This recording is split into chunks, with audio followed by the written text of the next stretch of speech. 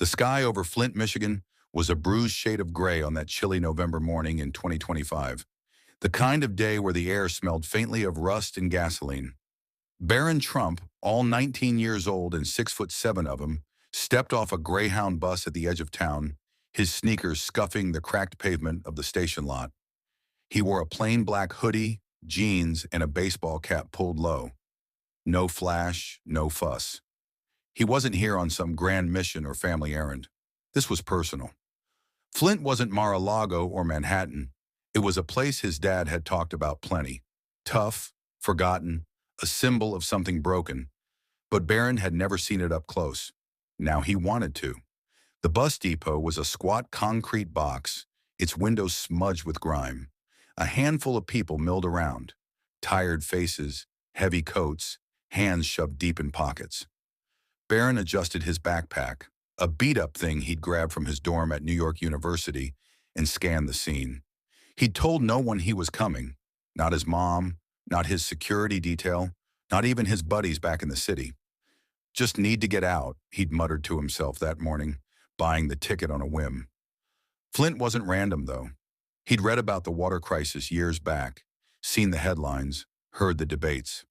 Something about it stuck with him, a itch he couldn't scratch from a lecture hall. The plan was simple. Walk around, see the real deal, maybe grab a burger somewhere. No agenda, no spotlight. He wasn't here to fix anything. He was barely out of his teens, for God's sake, just to look. But Flint had other ideas. He headed west on Saginaw Street, the main drag, past boarded-up storefronts and a few stubborn shops still clinging to life. The wind carried a faint metallic tang, a reminder of the steel plants that used to hum here decades ago. A couple of old guys sat on a bench outside a pawn shop, eyeing him as he passed. "Lost, kid?" one called, voice rough but not unfriendly. Barron glanced back, tipping his cap slightly. "Nah, just walking." The guy shrugged, turning back to his buddy. 10 minutes in, he hit Industrial Avenue, a stretch of warehouses and small factories, some active, some dead. The sound of machinery clanked faintly from a brick building ahead, its faded sign reading, Mason's Metalworks. A chain-link fence ran the perimeter, rusted in spots, with a gate half open. Barron slowed, peering through. Workers in hard hats moved inside, sparks flying from welders, the air thick with the whine of grinding steel. He didn't know why he stopped, just curiosity maybe. But that's when he saw it, a cluster of guys near the gate, arguing. They weren't workers, at least not in uniform. 3 of them, mid-20s in hoodies and beat-up jackets, faces tight with anger. One, a stocky guy with a buzz cut, was yelling at a 4th man, an older dude, maybe 40, in a flannel shirt and work boots. "You owe us, Carl," the stocky one shouted, jabbing a finger. 3 weeks, no pay, bullshit." Carl, the older guy, threw his hands up. "I told you, Nate, orders dried up. I'm tapped." The other 2 chimed in, voices overlapping. Curses, threats, desperation. Barron stayed put, half hidden by a rusted dumpster across the street. He wasn't dumb enough to wade in, but he couldn't look away either. Nate stepped closer, fists clenched. "Tapped? You're driving a new truck, man. Don't play us." Carl's face reddened. "That's my brother's. I'm broke, I swear." The argument spiked, loud enough that a few workers inside glanced over. But no one moved to break it up. Then Nate shoved Carl hard. The older man stumbled, catching himself on the fence. "You're done, Carl," Nate spat. "We're taking what's ours." That's when Barron's foot shifted, kicking a loose bottle by accident. The glass skittered across the pavement, loud in the sudden lull. All 4 heads snapped toward him. "Who the hell's that?" One of the others, a skinny guy with a beanie, growled, squinting. Barron froze, then stepped out, hands up. "Just passing by. Didn't mean to." Nate cut him off, stalking over. "You spying, kid? This ain't your business." Barron straightened, meeting his glare. "Not spying. Heard yelling, that's all." Carl wiped his mouth, still leaning on the fence. "Leave him, Nate. He's nobody." But Nate wasn't backing off. "Nobody, huh? Looks like some rich punk slumming it." Barron's jaw tightened. He hated that assumption, even if it wasn't entirely wrong. "I'm not here for trouble," he said, voice low. "Just walking." The skinny guy snorted. "Walking? In Flint? You lost or stupid? Barron didn't flinch. Neither. Just seeing what's what. Nate circled him, sizing him up. What's what, huh? You don't belong here, pretty boy. Barron's hands stayed loose, but his pulse kicked up. He'd been in scraps before. Prep school jerks mouthing off. But this felt different, rawer. Maybe not, he said, but I'm here now. Carl pushed off the fence, stepping between them. Enough, Nate. He's a kid. Let's deal with our shit. Nate glared, then spat on the ground. Fine, but you watch yourself, tall guy. The trio backed off, muttering, disappearing around the corner. Carl turned to Barron, breathing hard. You got a death wish, kid? This ain't a tourist spot. Barron shrugged. Didn't look like it. You okay? Carl studied him, wary. Yeah, just a mess. Who are you, anyway? Barron hesitated. He could lie, but why bother? Barron, just visiting. Carl's eyes narrowed. Barron, huh? Weird name. You don't sound local. Barron smirked faintly. I'm not. That could have been the end of it. Barron could have kept walking, grabbed that burger, caught the next bus back. But Carl waved him over to a bench near the gate. Sit a sec. Need to catch my breath. Against his better judgment, Barron did. Carl lit a cigarette, exhaling a plume of smoke. Those punks used to work for me. Small crew, scrapped metal, hauled junk. Business tanked last month, couldn't pay 'em. Now they're pissed. Barron nodded, listening. Sounds rough. Carl laughed, bitter. Rough's Flint. You ever work a day in your life, kid? Barron thought about it. Internships, sure, but nothing like this. Not like you mean, Carl smirked. Figures. You got that clean look. College boy, right? Barron didn't deny it. Something like that. Carl flicked ash. Well, college boy, this town eats people. No jobs, no water, no breaks. Those guys, they're broken mad. Can't blame them, but I can't pay what I don't have. The conversation stretched. Carl venting, Barron mostly silent. Then a shout cut through the air. Carl, you coward! Nate and his crew were back, this time with a fourth guy, big, tattooed, holding a crowbar. They stormed the gate, Nate in front. You're done hiding. Carl stood, shaky. I told you, I got nothing. Barron rose too, instinct kicking in. Hey, back off, he said, stepping forward. Nate laughed. Oh, pretty boys playing hero? Get lost. The tattooed guy swung the crowbar, not at Carl, at Barron. He ducked fast, the metal whistling past his ear. Adrenaline surged. You're nuts, Barron snapped, dodging another swing. Carl yelled, Stop it, Jerry. But Jerry wasn't stopping. Nate grabbed Carl, pinning him, while the skinny guy in the fourth circled Barron. Wrong day, kid, Nate snarled. Barron didn't think, just moved. He tackled Jerry low, using his height, sending the crowbar clattering. The big guy hit the ground, cursing. It was chaos. Fists flying, shouts echoing. Barron took a punch to the ribs from the skinny guy, grunted, then shoved him into the fence. Nate let Carl go, lunging at Barron, but he sidestepped, tripping him. Workers from the factory finally spilled out, yelling, breaking it up. Enough, a burly foreman roared, pulling Nate off the ground.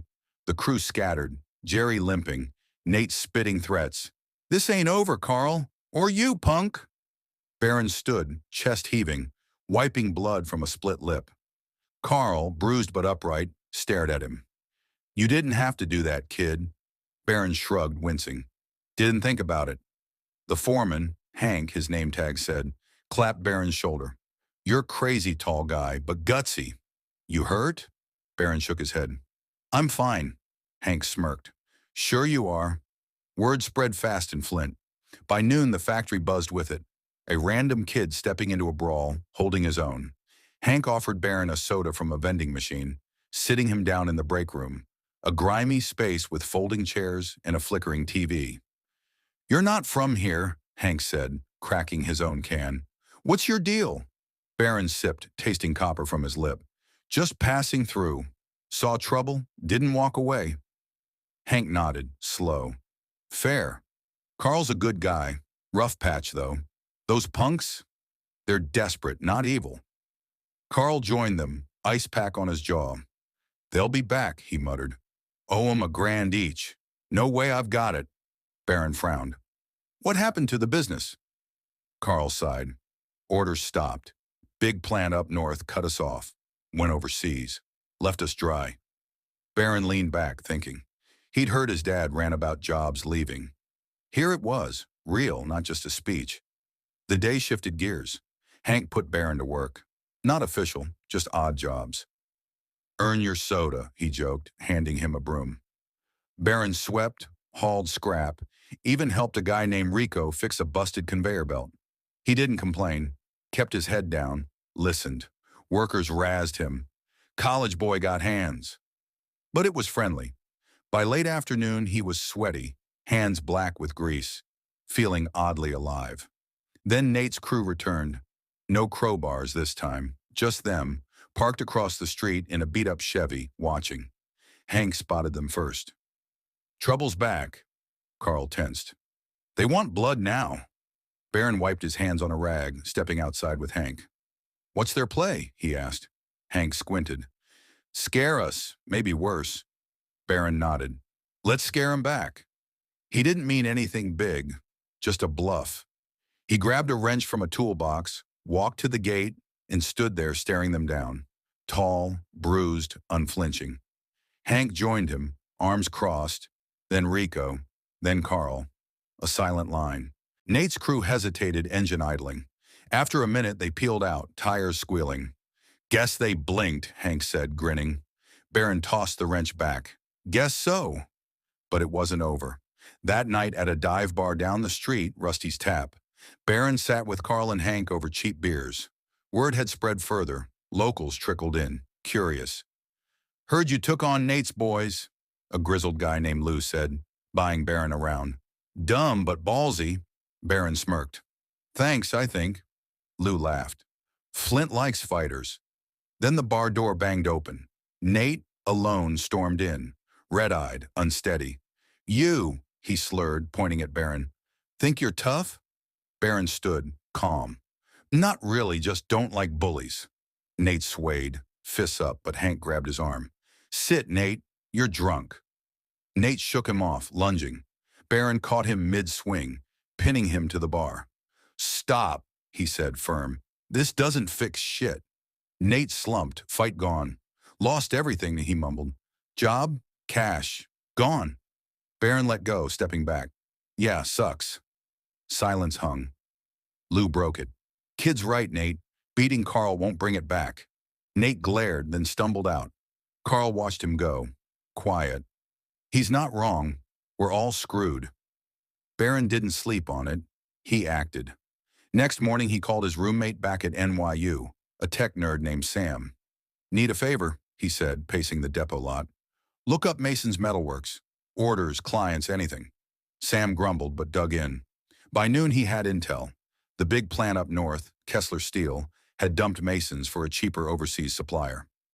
They're bleeding cash, Sam said. No new contracts. Barron hung up, mind racing. He found Carl at the factory, pitching an idea. Half-formed, reckless. What if we get Kessler back? Carl laughed. Impossible. They're gone, Barron pressed. Not if we underbid the foreigners. You've got the crew, the gear. Make it work. Carl stared. You're nuts, kid. We're small fry. Barron grinned. Small fry with a hook. I'll front the pitch. It was a long shot. Barron used his phone, his real leverage, calling Kessler's procurement guy, a gruff exec named Bill Tate. You don't know me, he started, but I'm with Mason's. We can beat your overseas deal. Quality, local, cheaper. Tate scoffed. Mason's? You're dead. Barron didn't flinch. Not yet. Meet us. See for yourself. Tate paused. You've got guts. Fine. One shot. The meeting was set.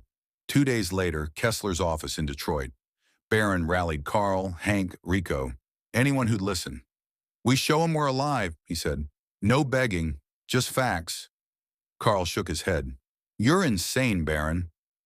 But he was in. They prepped. Cost sheets, specs, a gritty pitch. Flint's not done. Barron led it, sleeves rolled up, bruised knuckles on display.